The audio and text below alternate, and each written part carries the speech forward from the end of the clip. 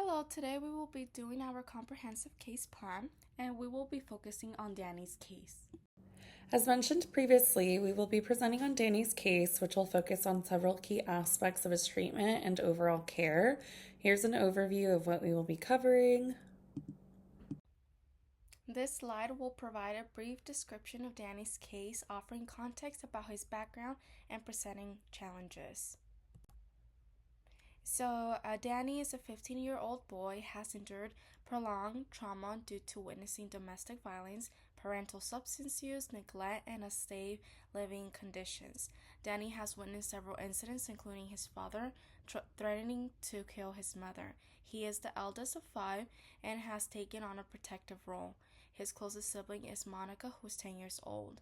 As of the presenting problem, he was diagnosed with PTSD due to his traumatic experiences, as he has symptoms of nightmares, difficulty sleeping, intrusive thoughts, emotional distress, flashbacks, guilt, avoidance, and fear.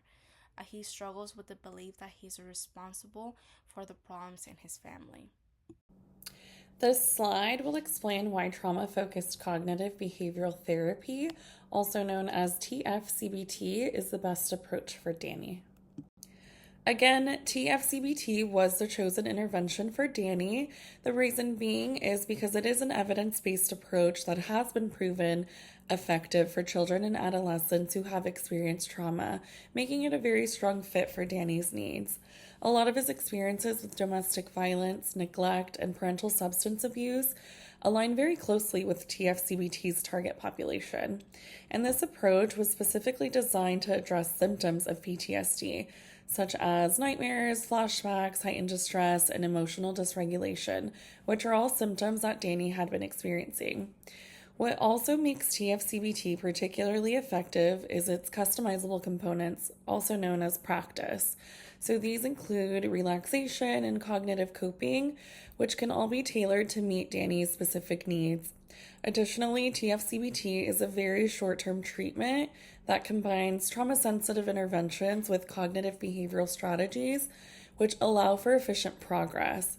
And by using this approach, we aim to help Danny regulate his emotions, process his trauma, and feel a greater sense of safety and control in his life.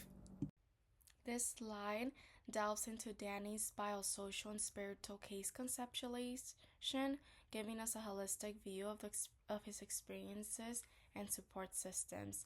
In here, we have his ecogram, and you can see like who's part of his bubbles, who are his support system, and if they're directly or indirectly helping him.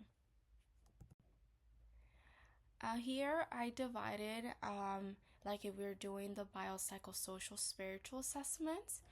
So for biological, some symptoms that he has are nightmares, difficulty sleeping, flashbacks, symptoms of distress. And for psychological, he has feelings of guilt, he's scared, he's pressured, he self-blames, and he has a low self-esteem or worthy. For social, he participates in sports and church, and he has a protective relationship with his siblings.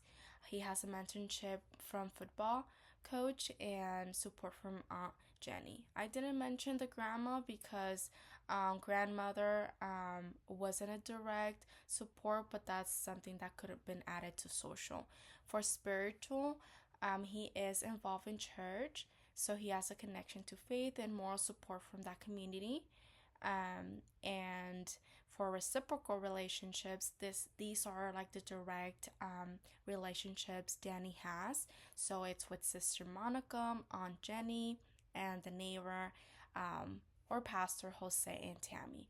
For unidirectional relationships, it's a football coach, CPS, social worker, and grandmother, since they are support systems, but they're not. He's not directly connecting back to them. In this next section, we will be discussing Danny's treatment plan and the specific measurable goals designed to address his PTSD symptoms. Danny's treatment goals were designed to support his recovery and promote measurable progress over the next 3 months. Goal 1 focuses on reducing Danny's nightmares. Currently, he is experiencing nightmares 4 times a week, and our target is to reduce that to just once a week. To achieve this, Danny will practice relaxation techniques such as deep breathing exercises right before bedtime. We will monitor his progress through self reports during therapy sessions. Goal number 2 aims to improve Danny's concentration, particularly during schoolwork and homework. He'll learn and use at least one grounding technique to help him stay focused.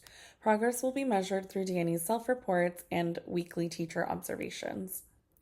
Goal number 3 is about increasing Danny's social engagement.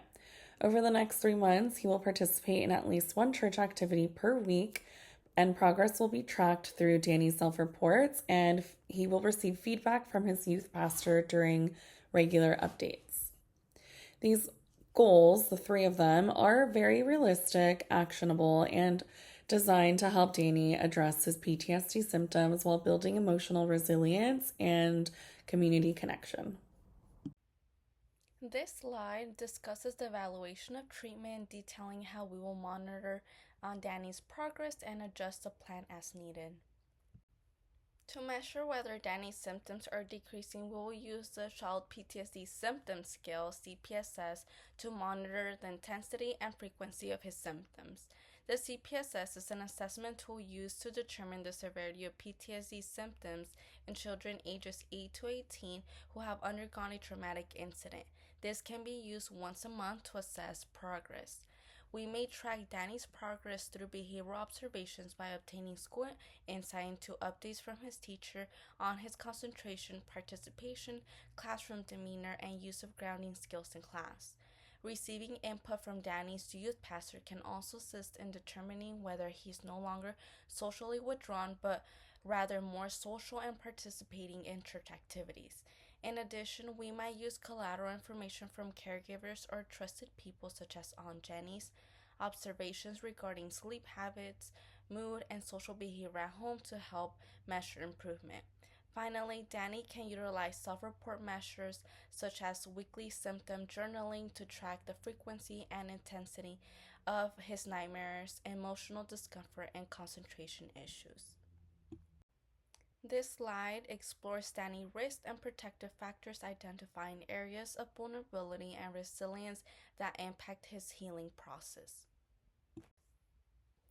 The Torres family faces certain risk of gun violence due to their access to firearms, especially as the father, Greg, stated that he owns a gun for self-defense. The number of domestic violence incidents, including the report that Greg hit Maria twice and threatened to murder her with a gun, makes it dangerous because a firearm may be used impulsively during escalations. Another risk is Greg's bipolar disorder, as he has stopped taking his medication. This can be a risk because untreated mental disorders can lead to impulsive and poor decision making, increasing the likelihood of firearm usage. In addition, the mother relapsing on meth is a risk as it causes instability and increases danger of violence and the use of firearms. Finally, the children's exposure to firearms can increase the risk of unintentional or intentional gun-related harm, especially if the weapon is not locked and stored in a secure location. In the U.S., unintentional injury is the fourth leading cause of death in infants and the leading cause among children ages 1 to 17, with firearms being a major factor. On the other hand, despite the risk, Danny's case has certain protective measures or restraints. Danny has various support networks, including his youth pastor, Jose, and his wife, Tammy. Danny also has close relationships with his siblings, particularly Monica and his football coach, John. Danny also exhibits personal traits such as resilience and openness to therapy. Another strength is Danny's school involvement, as he is in football. And lastly, Danny's engagement in church events help him develop a feeling of optimism and security. And these are the references. Thank you.